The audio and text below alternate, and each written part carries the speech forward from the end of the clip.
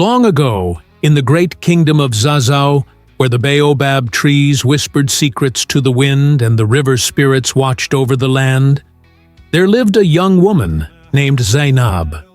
She was of 22 reigns, her skin as rich as the earth after a storm, her eyes dark as the midnight sky. She wore a flowing bubu of deep indigo, stitched with golden threads, and on her head a lavender veil fluttered like a restless spirit.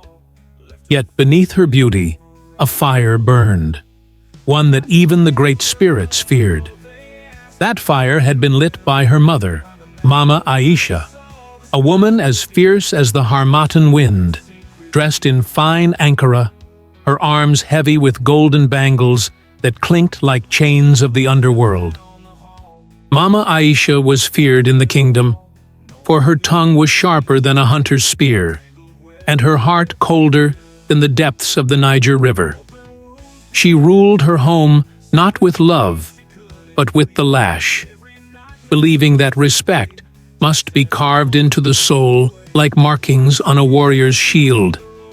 From the time Zainab could walk, she knew only pain. When she disobeyed, her mother's wrath fell upon her like the sky before a storm.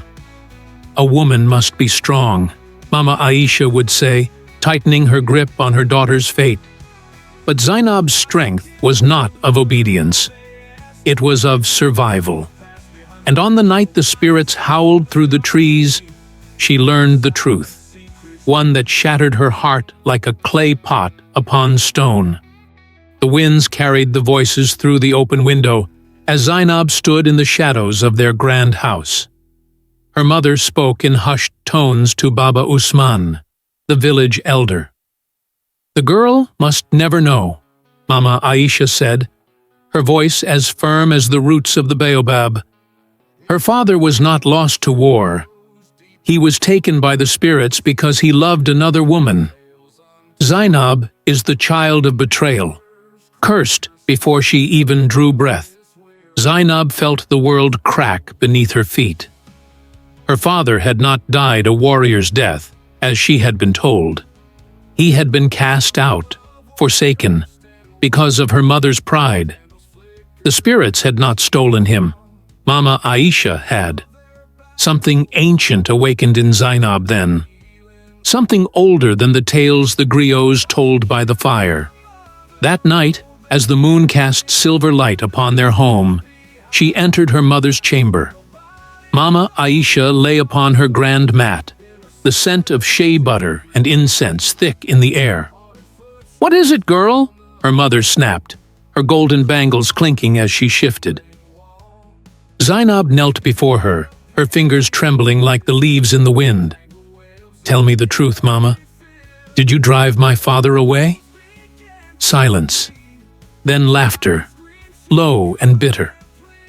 "You are my daughter," Mama Aisha said, "and you will never question me again." But Zainab had already made her choice. The spirits say that when a child's heart shatters, the earth listens. That night, the walls of their great house bore witness to a storm fiercer than any the kingdom had seen.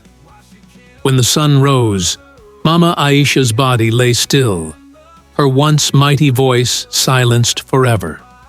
And Zainab, her hands stained with fate, walked into the wind, vanishing like the morning mist, never to be seen again.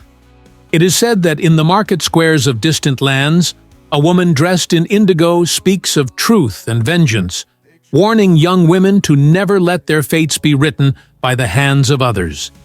She carries with her a single golden bangle, the last remnant of her past, and a dagger that gleams like the stars.